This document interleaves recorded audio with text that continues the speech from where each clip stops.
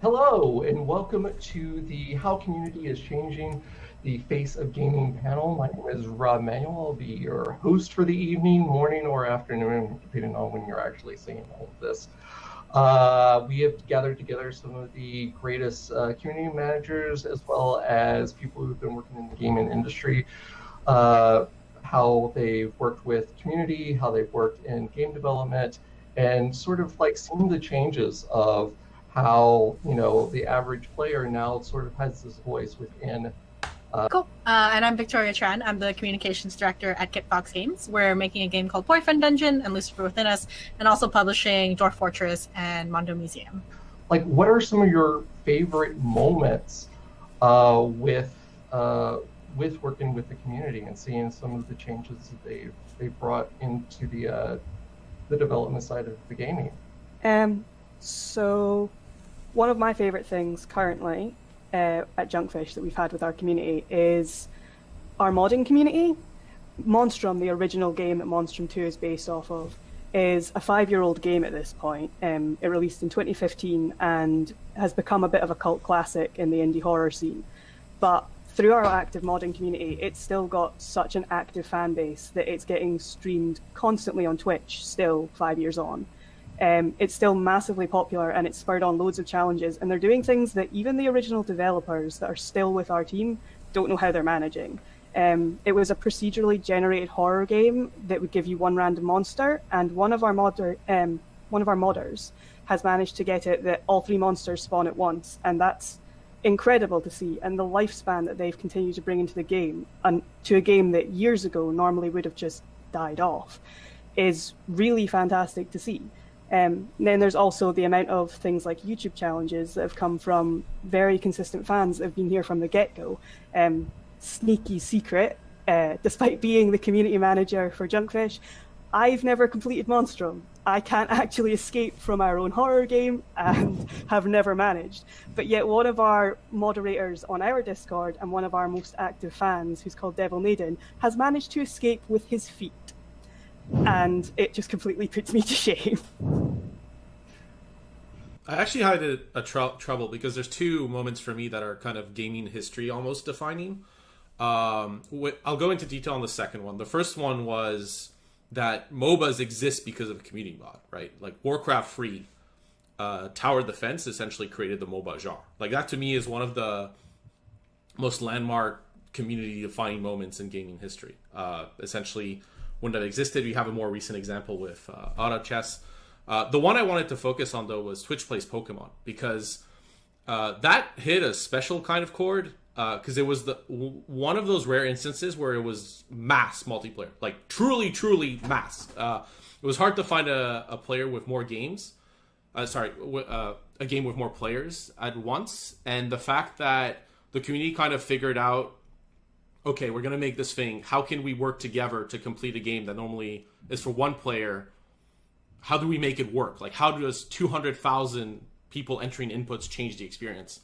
And it created essentially a lot of meta content. And I thought it was interesting to take a game that kind of a lot of people grew up with and bring it in, pretty much 20 years later into this new genre. So that to me was really a hallmark moment to see that, because it kind of exploded outside of just the gaming sphere, and it hit like mainstream press, right? Because a lot of people knew about Pokemon from growing up, and like it resonated, I think, with a ton of people. So, but that came again because of the modding community and somebody just taking an idea and just seeing how it worked. Yeah, so we're in closed alpha right now currently with Fractured Veil, and so we're using the Discord community that we're growing very slowly. It's just a way for us to have the community directly contribute to the development of the game in a very, it's funny because the community is growing slowly, but the feedback is super fast. It's immediate, right? And the devs are able to chat directly with players to hear why they care about certain features, or they want more exploration, or they want more crafting opportunities. And we get to have these play tests and jump on voice chat, and I just feel so excited to see where the game goes, having the gamers and the players actually just talk to us every single day with their ideas and what they are sharing. We also have this one channel where we have people to submit pictures of their pets, and we're putting them directly in the game.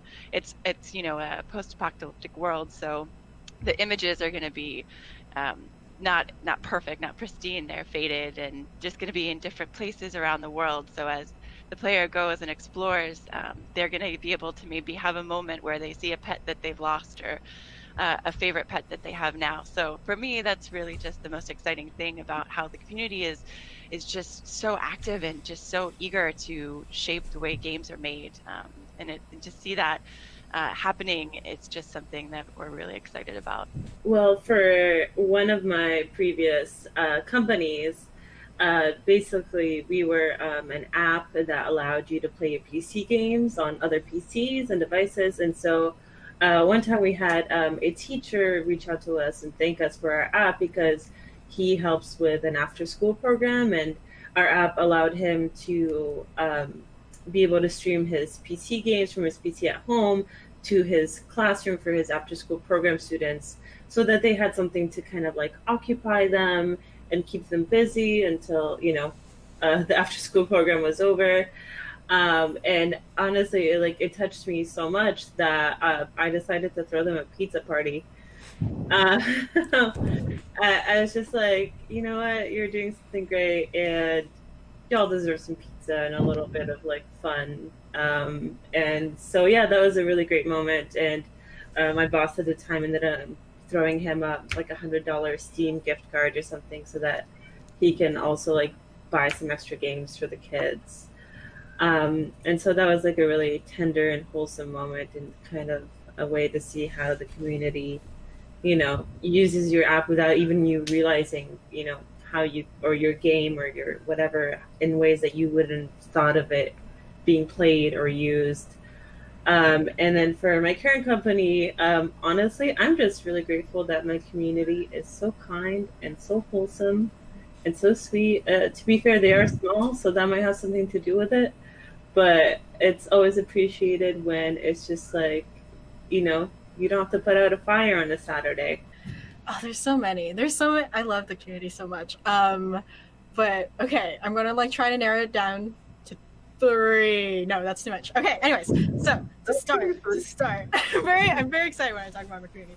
I think like there's all those like super cute moments, I think, that games like let the community experience, and when you're told about those moments, it's like such a sweet thing. Like I had someone email us who went to PAX West, like when we could all physically be in the same space together, wear your mask, and they emailed us and said like, hey, I just wanted to let you know, like, I really appreciated Boyfriend Dungeon because like it was the first time I used my pronouns outside, and everyone respected it, and like no one questioned it, and it was really nice. And in the game I could be like whatever pronoun I wanted, and it was just really like, it was just a really self-affirming moment for me. And I was like, I see we're just gonna cry today.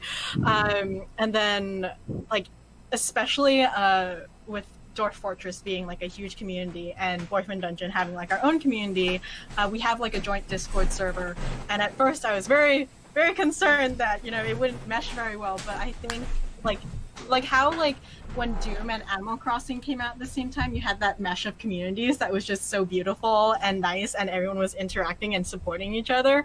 I've seen the same thing with like Boyfriend Dungeon and Dwarf Fortress, and it warms my heart so much to see that happening, because I think we think of communities as being very separate things, of having to define like, oh, I'm part of this community and I'm part of this community, and having them come together and interact and like learn and grow from each other is such a nice and wonderful thing. Love it. That just goes to show you that like communities can do so much, and I think a lot of people get the wrong impression of what a community can be and what sort of power of good they can do. But like for as much as like we've seen communities sort of come together and work well, like communities are hard to form. Sometimes it works, sometimes it doesn't work. And I think a lot of people have been trying to figure out like how do you bring together communities? How do you form a community? How do you, get everyone sort of like dancing to the same beat, or playing along well together. In the case of Boyfriend Dungeon, in those communities, like how does that work? Or sometimes how does that not work? Can you think of instances where you have tried to do something for bringing together a community where it's worked, or maybe something that has not worked for you that you later sort of like learned and sort of like taken with you as a lesson in the future? Okay, so first off, we also did testing via Discord, similar to what Jen is doing. We did our alpha test through it, and it was hell on earth for me because we had over 1,000 people have to join, but we decided to lock it behind a role, which meant that we used a bot for half of it, but loads of the members were already in our server, and I had to manually authorize the email addresses of and assign the role to every single person. I will never ever do this again. Our beta is in 3 days, and I am not doing that.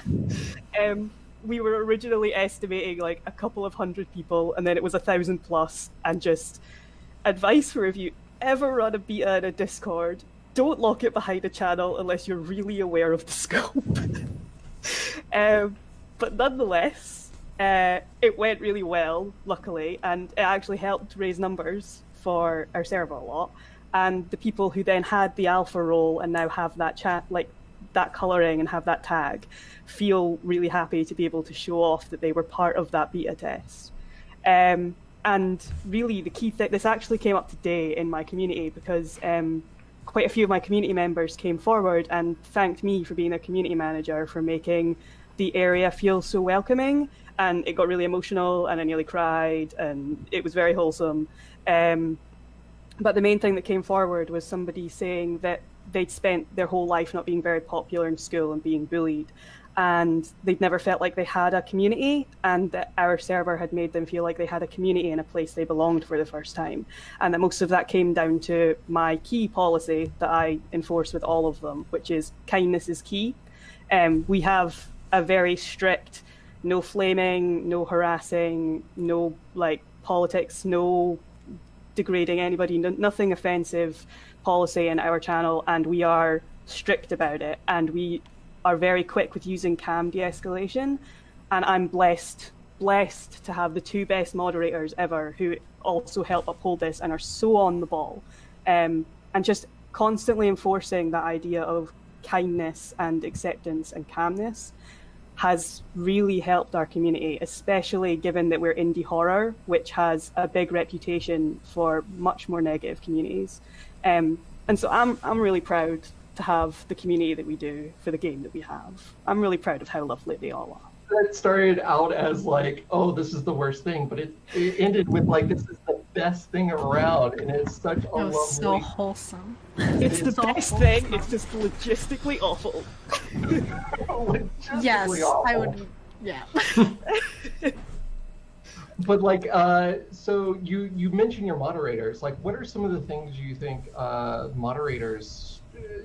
moderators do really well to sort of like help pull all of that together to make sure that kindness comes out as your main sort of idea? They're just always really positive, and even if somebody is doing something where they're causing problems or they're trolling, they make sure to always, while being firm, be really kind about it, and also try and make leniencies for the fact that, for instance, some people might just be distressed. We've had people come in before where pre-orders aren't working for them and something's broken and they're stressed about money, and so they're just like, they're upset, or it's a language barrier and they can't explain properly what it means. And taking the time to be patient with that and to make sure that they're friendly and they don't immediately assume people are assuming, like trying to do the worst thing, has been really, really positive. But also, I know a lot of servers and big communities have moderator applications, but we also pick and vet our moderators personally, just due to the size of our community, which means that both of our moderators that have come in have been handpicked by us and they're people that were already active, positive, friendly members of the community, which means that they were already established and known, and we knew that they had the right kind of voice and nature that we wanted. Also, the fact that one of them is the person who's doing most of our actual modding, and knows the original game, I think, better than we do at this point. And the other one is our longest standing fan and definitely knows things better than me. I'll try and go and do the community manager thing on Steam, and he's already answered all of the threads. He is a godsend. Honestly, we need more people like them. To thank them, we've started putting references to them into Monstrum 2 in subtle areas, because we just want a community thanks. So the one that we've put out so far is we have a fuse box dispenser for one of the items in the game, and the tester on the electricity testing mark is Dean Aiden for Devil Naden, and we're just trying to make sure that we put little references like this around for our community everywhere, because our moderators have done so much for us. It is the least we could do for them. You have the best community. This is such a beautiful, a beautiful story of people, again, the community coming together to do these amazing things. And there's a give. They're giving their time, they're giving their expertise, as well as you're sort of bringing them into the game. They will even after the Discord or the server or whatever many years from now shuts down, that game will continue on, and their kindness will continue with the game. So I think that is just beautiful, just a beautiful thing. Yep, you heard it here from Rob. Junkfish, best Discord server, best community 2020. That's us. Eduarda, what about you? What are some of the things have worked or maybe have not worked within the community? I was actually gonna go because I right now this is maybe too business-like, but right now I have to pitch to people to go please help us to develop this game further.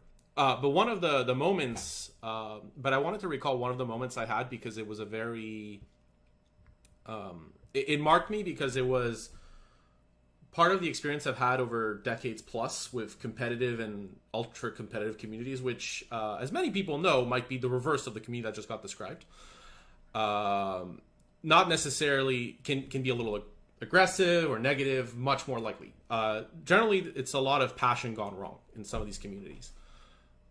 And I've had a chance from playing Magic the Gathering, competitive Magic the Gathering, and working on communities that had these essentially competitive aspects that people were in.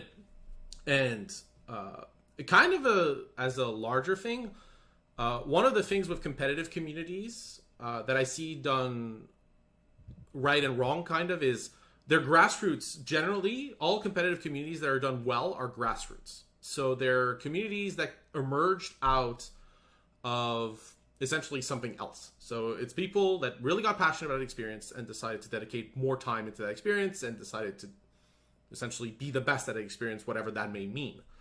And I think one of the keys is whenever I worked on games,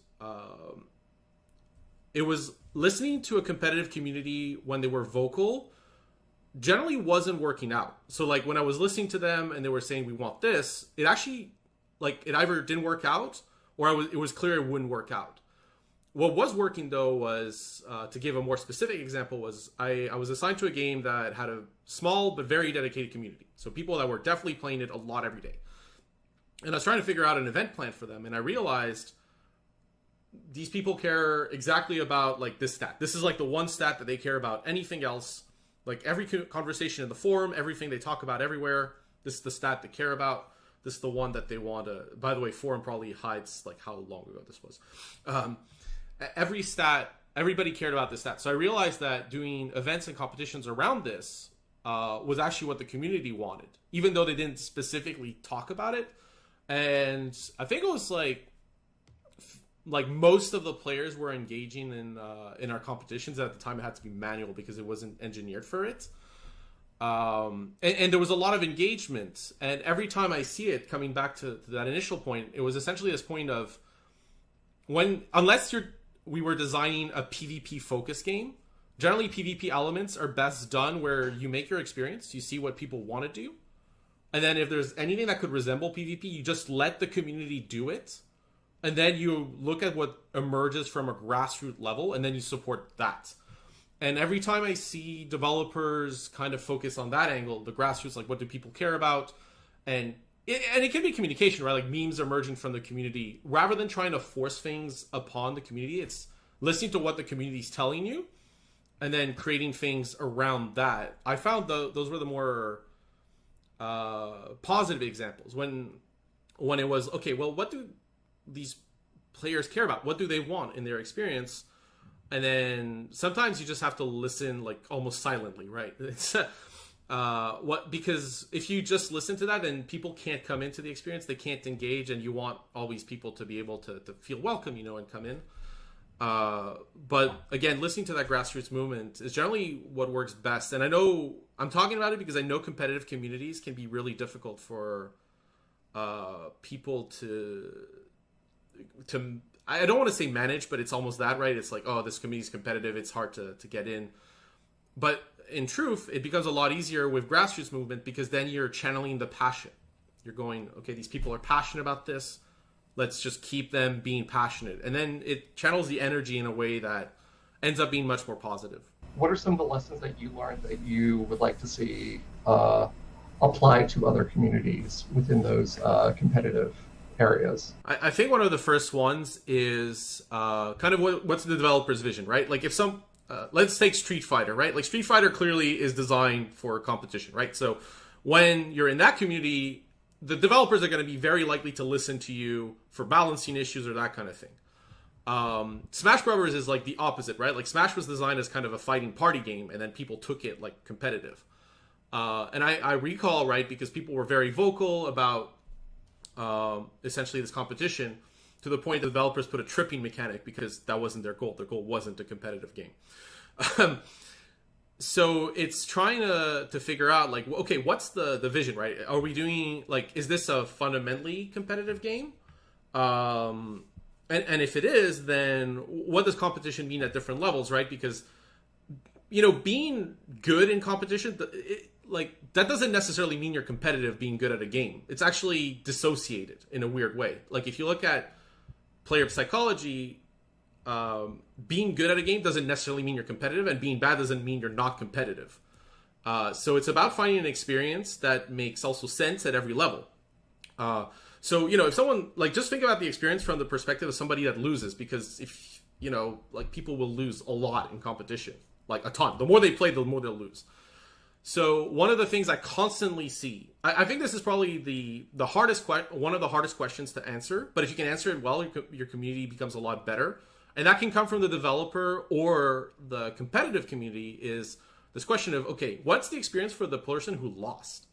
Like, how do they feel? Like, what happened to them? What's the scenario? Because if you look at something like MOBAs are notoriously bad, negative communities. And one of the reasons for that is that the losing experience is awful, because not only do you lose and you rank down, but you're also like dependent on teammates that you may not have worked with. So all of these factors come in to make a horrible losing experience. And I think that's important, is to think, okay, well, what's the experience of the person that lost? And if their experience is positive, then you're going to have a much better community. So it's important to think about, okay, how can we make the experience of the person who lost as good as possible? Very true. I think it was one of the things that I've started learning about Fortnite, is that a lot of people who jump into it, like, obviously you'll have, X number, most people who play Fortnite will not win at Fortnite, but most people go in there because they want to do like the quest, or they have to go fishing, or they just want to hang out with people. So creating those, reasons that people play, or creating a better losing experience, I think is such a, that is a huge lesson that I think that I think a lot of developers are starting to figure out and starting to learn at the same time. Jin, what is your experience? What are some of the things that you've learned that have worked well or haven't worked well with you?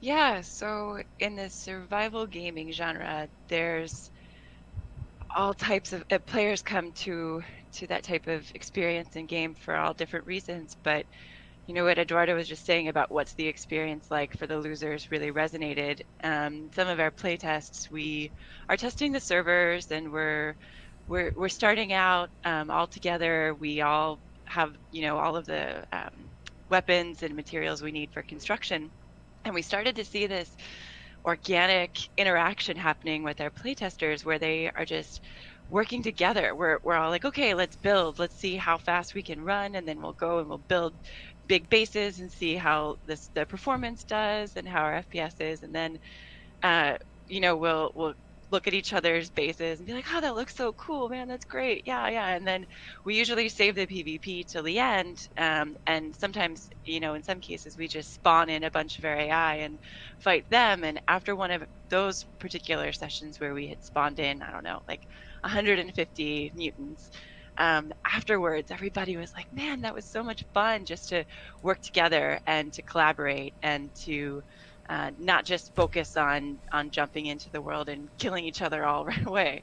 And so, you know, to be able to have the full gamut of experiences and offer players those choices, I think it is shifting. That I see a lot of positive like interactions and things shifting, at least in, you know, the genre of game that we're making. And it also is exciting for me because, you know, if something were to happen, it was actually me. I accidentally shot one of our players, and he died, and he was upset because we had just traveled so far in the world. And then he's like, man, I just got killed. And I was like, oh, it was me. I'm really sorry. I didn't mean to. Everybody just like had a chuckle. He's like, oh, it's okay. It's fine. I understand, you know, so that you can keep building on those experiences of collaboration, but still kind of have opportunities for the excitement and the thrill that comes from, you know, hiding in your base and waiting for someone to come around the corner and all of that. I think there's so much opportunity for the community to shape the experience that they want to have, but also sort of allowing for space for whatever. If somebody just wants to go and explore for 3 hours, then they should be able to do that and not feel like, you know, their immediate interaction with the world and the rest of the community is going to be negative, I guess. I don't know if that makes any sense, but yeah, it's been really interesting to see how our players are working together more than anything else. Yeah, that's fantastic. I mean, obviously, like having developers think about the spaces that they are creating within their games for different types of players within the community itself, I think is such a great lesson that we're starting to see more of within like the different areas, the interactions, the ability to do what you want to do, the both hiding as well as if you just want to explore at the same time. I think it's such like a strong idea. Rim, what are some of the things that, you know, have worked or haven't worked with your community before? Everything. Man, I think each community has so many similar traits, but it's also so unique and different in its own way that it's hard to kind of you know, generalize these things. One thing that's tough is, you know, it depends on how your studio wants to handle you as a community manager. Do they want you to be the voice of the brand or in the game? Because that role often falls heavily on a lot of us. Or do they want you to be kind of one of the many? You know, for example, a good friend of mine, Bex, who is known as the voice of Path of Exile, versus like Ubisoft community managers who are, you know, are plenty like among and spread out among the games and the studios that you can't like necessarily pick out a voice. For some you could, but in that general sense. And then going from that to the like kind of the age range that your game is towards, like targeted towards, and then from there you have to kind of figure out, you know, what they respond to the most. And you know, for example, one of my last companies, we found that the community really responded to like memes and updates about our product. At this current company, they have been enjoying a lot of behind the scenes stuff and, sharing the development process of making the game. And especially when you come into a community quite like new or without kind of the reference of a previous community manager to work with, you kind of have to do a lot of trial and error to kind of see what it is that they get most excited about, what they respond to, and then go from there. It's a community management is pretty much just like waiting in the dark. And you hope you'll come across a flashlight. Sometimes you'll come across a torch. Sometimes you'll come across a volcano. I don't I don't know, but yeah, it's and I think that's kind of where the importance of community managers play in as well, is kind of having someone that dedicates their time into tuning in into the community's wants or needs, and really paying attention and taking into consideration everything that they want to, so that you can better serve them. One thing I know that can or can't work is you yourself as a brand. A lot of the times these days, it's so many brands have jumped on the trend of being very on top of memes and very casual language and stuff like that. And sometimes I've seen that backfire. People are starting to get kind of a little finicky with how they want the brand to involve themselves in their communities. And so towing that line and that tone of voice with how you interact with your community or speak to them is also another thing you have to figure out and see what they respond to as well. One thing that also always helps is humanizing yourself, reminding that to your community that, hey, like, we're people, we have feelings, we're human, and we get sad and we get frustrated, and sometimes there's not a lot we can do, right? We can't go and program and fix that bug. I'm really sorry, but I can't do it. I would make a mess. The game would probably get deleted or something. I just, please. So reminding your community as well that the person that they're interacting to isn't the person that's going to go fix the bugs. We're not an amorphous blob of a company that all is like. My references are really off the charts today. But just like, and I think that kind of has helped a lot, and kind of also helps bring forward the advocates, the ones that are really kind of big fans of you, the brand, the company, the game, etc. They're like, hey, like, this is Rem, like, she's not the, and they'll be the ones that end up coming and helping, to your defense as new people come in and don't understand how the process works, and that kind of has a kind of a bit of a ripple effect. So yeah, everything. I mean, I think you make a lot of great points. I think the idea is that I mean, one of the big things that having to work with developers is having that conversation that every community is different, and so the idea that they're just like, well, just make a meme, or just we'll do some behind the scenes stuff and that'll feed the group, I think is such like a short-sighted idea. And like, as you were saying, that like some groups respond to things better than other groups, and having that personal connection is something that you have to do. There's no forcing it, as we've seen with a lot of the brands that you were talking about, that you can't just become the best buddy with like a corporation. So Victoria, what is obviously what's been working or not working in your case? I'll talk more about things that don't work. Why not? Let's just focus on failure and going viral, because that's all we do. Yeah, I think one of the the biggest things I've learned from being in community for such a long time, not such a long time, but in the Kitfox community, is that I remember in the beginning, especially I think when you're starting off in community, you want to be that person that's like, you see all the other community managers that are doing super well and you're like, I need to be like that.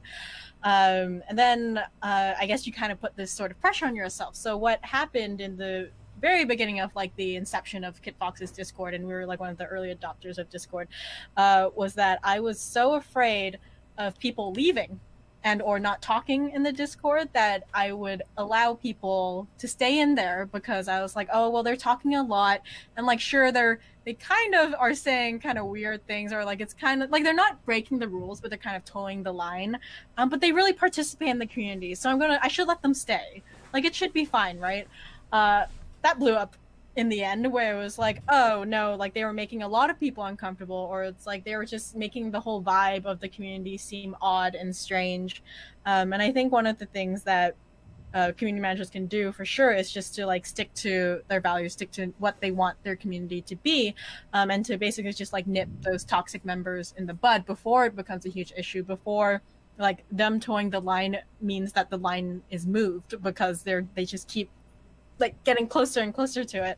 So I think like community management is sort of a process of learning and figuring things out, because people and context and situations and games are all so different, that you need to be able to adapt and to learn and to figure out what you want and what you want the audience to be like, and giving yourself the room to and hopefully your studio giving yourself the room to make mistakes and learn, and not be afraid of like silence, or maybe having someone be angry at you, because sometimes that's going to happen and it'll be better for your community for sure.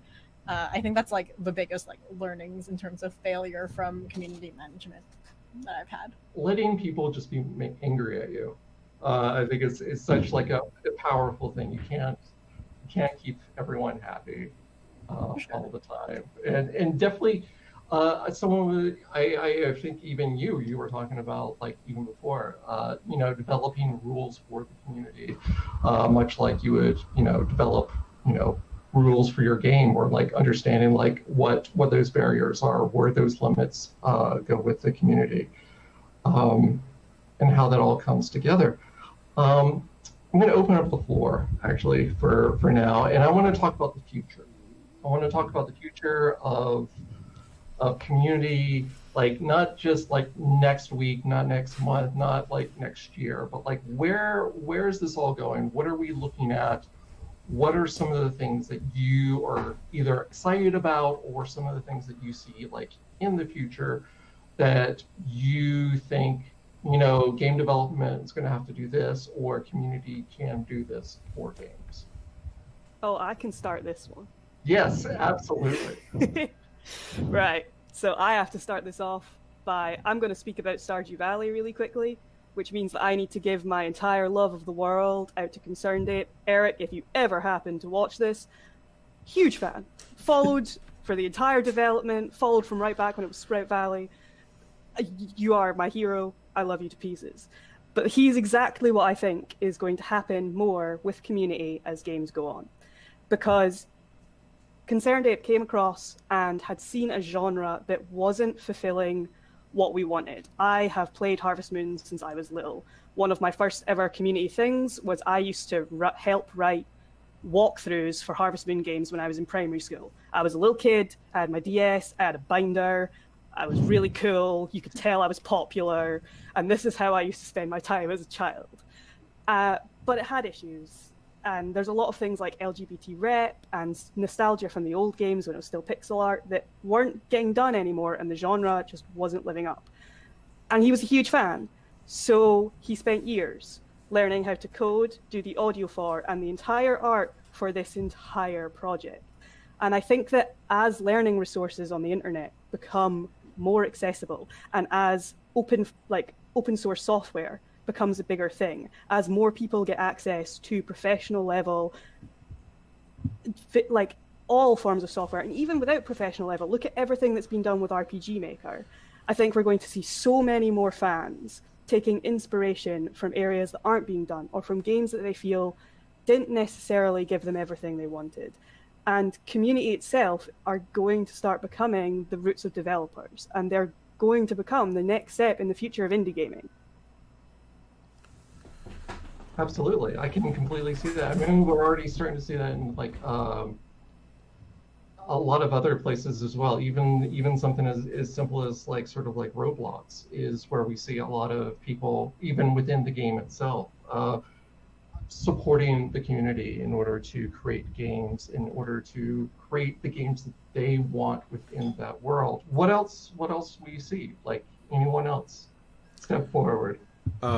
Just to kind of go, like, I think that this has started this effect of, you know, there's something that's lacking, people want this, I'll make it, and because there's already an existing community around this kind of genre or experience that wants a new experience, that wants something new. I think it's going to continue, but we're really going. I wonder when this is going to shift, because this is for now like grassroots community, but I think we're going to see over time. I don't know if this is the right term, but co-community development productions, where essentially the building of the community and talking to them happen simultaneously with a game's development. Like, you might develop a game because you're passionate, and I think we're going to see it coming from more quote-unquote professional productions, not just people that want to create a mod or create something. People who are like, okay, well, what's a community out there that's really hungry for an experience and that just doesn't have it, and creating something for them and with them at the same time.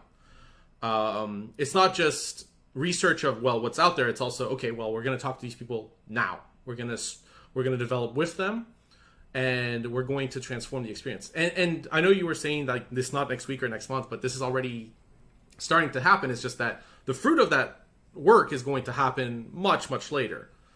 But even from my side, like, I'm already talking to the people who are going to be primaries, and you know, asking feedback, because it's a lot easier to implement someone's feedback months in development than years in development. Like, if someone tells me, I want this because it helps me solve this, like, they go like, I'm lacking something in this experience, like I was lacking, for example, something to do at this specific portion, that's very easy to implement. Like, we can implement it, it's done in 2 days. Next week, it's like, okay, we're doing this playtest again. It's there, tell us what you think. If the game's been out for years, that can be almost impossible or take too much time. So I think in the future, we're going to see more of these co-community development games come out where, because they're just going to be stronger, because they're already helping, like, they create the community as it goes. So it's a lot, I think it's just more resilient and more sustainable over time, because people are looking for these kind of long-term experiences. They're not just looking to buy something and let it go. Like, even today, people buy something sometimes with this mindset of, I might just be interested in this for years, and I want this to be a possibility. Absolutely, I think you're absolutely correct. I've also seen a number of developers, you know, go into the different areas to figure out what they can do to build that next version of the thing that people will be excited about. And they'll even go to, like, you know, your bigger players, your influencers, in order to see exactly, you know, what interests you, what do you think is lacking in this world, and how can we sort of like bring that to life. And it is a very sort of interesting bits and pieces where you do have like this weird sort of cycle where it used to be that, you know, early access was that, you know, your give and take, but now you're even doing like an earlier access where you have a few key players from the community start to come in and like feed the developer certain ideas that they can start to implement and start bringing it to a larger community to see how that works with them as well. What else are we looking into the future? What are you excited about? To touch on what Eduardo and you were saying, I just wanted to say, like, I'm pretty sure, I'm convinced that a studio out there is eventually gonna, like, as, you know, a marketing tactic / development tactic, they're gonna take to Twitter, right? And they're gonna be like, okay, we're gonna start a game from scratch, and you guys are gonna vote on what the features are or how it's going to play out. And so from the beginning, like not even getting like a small pool or anything, like this is open to like everyone and anyone, and so they get to pick from a poll, right, or something like that, and they'll pick FPS, and the landscape is going to be underwater, and it's going to be a cuter shooter with pastels and lamps. I don't, like, and and it'll just all be completely like community decided. That I've already kind of seen some of that happening. I've joined a few servers where there's just one piece of concept art, and then there's everything else is up for the community to decide. That sounds almost like a nightmare to me. I mean, a lot more support to whoever is doing that, but personally, I'm like, oh my gosh. Yeah, no, totally sounds like a nightmare to me too. But I feel like that is definitely like something someone out there would probably want to do, like on a humongous scale, and just kind of like a Twitch plays Pokemon, but for creating an entire game. It's so meta. It's like a choose your own story game to make a game. Yeah, I mean, I think your point of like a early access, it's kind of what we're doing now as well, just and using all of the bots and automation in Discord to simplify our feedback. So our players right now, there's a bot for suggestions, and then it gets logged into our system, and then they can upvote or downvote whatever suggestion they like. And then there's also a bug reporting tool that we have in game that goes directly into the Discord as well. So I think for my thing with the future is that there's going to be a lot of automation, not to necessarily take the place of community managers, but just to simplify our lives and to make that feedback loop much smoother as well, and make sure that everybody gets a chance to suggest things or participate. And then I also see the reason for people joining communities to have much more of an intention behind it, because there's so many choices and there's so many amazing communities that are out there for players to join. So the intention is to, am I coming here just to get a key to do alpha testing, or am I coming here to hang out with my friends, or am I joining a guild because we're going to play together every night, or do I just want to meet other like-minded people? I think I see that becoming much more of a determining factor as to whether somebody stays in a community or not, what the intention behind that is, and if they can tell right away what the intention of the developers is to have new members join them. No, absolutely. I think that the idea of bringing people together and like to look at what kind of community you're getting with the game is now going to be just as important as the game itself. I think someone's going to join X game because you like being around the people that you're there, rather than this shooter versus that shooter. It's like, well, this is going to be the community that has all the things that tick off all of my boxes, versus this other community that doesn't quite have everything that I'm looking for. Yeah, no, that's really, I'm excited for that too. I think like for mine, I'm super and we're already like kind of seeing it now with like the Wholesome Game Showcase and all these other games that are coming out. But I think the amount of game developers who are with diverse backgrounds and diverse stories to tell are coming in and creating these games that appeal to many different kinds of people, that we're going to also see that reflect in the communities and the people that join in on the games and get excited about them. Nothing brings me more joy than having someone, especially when we saw this for Mondo Museum, we saw like a lot of museum people who don't usually play games. Like they came in and they're like, so I don't usually play games, but I am into this game and I want to be a part of this. And that, I love it when we can like just drag people into our terrible little space and be like, hello, welcome. Yes, let's all play more games together, because I think games still have that sort of weird, awkward space in like the mainstream world of being like, like, oh, it's for men, or it's like, oh, like my parents only know that like I don't know, Street Fighter exists and Call of Duty, and that's their idea of games. So I'm excited to see more and more like wholesome or just different kinds of games come in, and having that diverse community come in with it as well, because I think games will only grow and get better as, you know, our communities diversify and get bigger as well. Absolutely. I think that's a great point to sort of leave off on. But before we absolutely leave, to wrap things up, I want to make sure that we can go through everyone that's on the panel. Thank you for being here. And if you can, state, obviously, your name again, how people can find you, and one quick lesson that you want community managers out there or the next great community manager out there should know about before jumping into the pool. We'll start at the very top of it again. Okay. I'm Eltanin Cassiani, which is a mouthful, so feel free to just call me El. I'm the community manager over at Junkfish. For myself, Eduardo Sashkalik, again, a mouthful. So you can find me on Twitter at WALAOUMPA, so Wala Oompa. I talk about Magic the Gathering. I swear I talk about other stuff too. If you were a streamer, this is my 5-second sales pitch. If you're a streamer and you like the idea of a collaborative game for your community, you can talk to me especially, because I have something special for you, but behind the scenes. Now, as for a message for future community managers, I like the message of being open and kind, because, again, people are coming from all walks of life. So you don't know what someone's gone through, and it's important to acknowledge that, and that they're with you because they're passionate. I guess from a professional perspective, experiment as much as you can.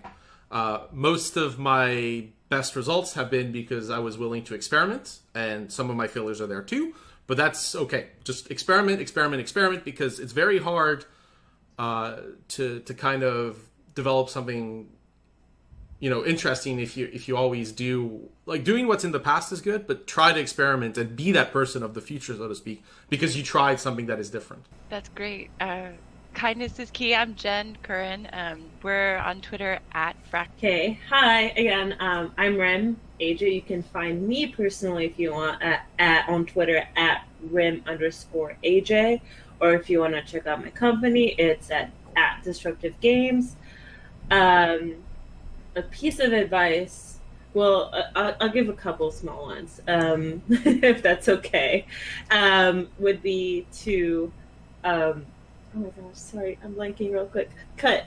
Okay. Oh, there we go. All right. Start from the top. Yeah. All right. Sorry. Okay. Don't worry. It's been a long day. Hi, I'm Rim. I'm Rim AJ. You can find me on Twitter at Rim_AJ. Or if you want to find my company, it's at Disruptive Games. A piece of advice for other community managers would be to know your worth. We are constantly getting underpaid, so don't be afraid to ask for a livable salary. Don't overwork yourself. Normalize taking the weekends off. You really don't need to, write that tweet on a Saturday afternoon. Go enjoy your real life. Unless there's some sort of emergency that needs an immediate response, then sure. And third of all, don't be afraid to reach out to other community managers. We've all probably been in your shoes, and we wouldn't be where we are without the help that we've gotten today, like Jen said. So, and we'll be always more than happy to help you out. Amazing. So I'm Victoria Tran. You can find me on Twitter at the VTran, and you can find our company Kitfox Games at Kitfox Games on basically every social media platform. Tip for community managers, even though so many great ones were covered, and now I'm balking for one, would probably, it's similar to Eduardo's, but I am a huge believer of failure and learning from it, because I think failing means you're playing at your upper limits and you're challenging yourself. So being able to do that, I think, is very valuable. There you go. And I'm Rob Manuel. You can find me at 8BitWiz. I'm freelance. I help other people find and develop communities. And my advice would be, kindness, failure, be courageous, find what you're passionate about, and be a fan. The best way to learn from a community is being a part of it. So I want to thank everyone who's been on the panel, and good luck to all the future community managers out there. Thank you for joining us. Thank you. Have a good day. Thanks, guys.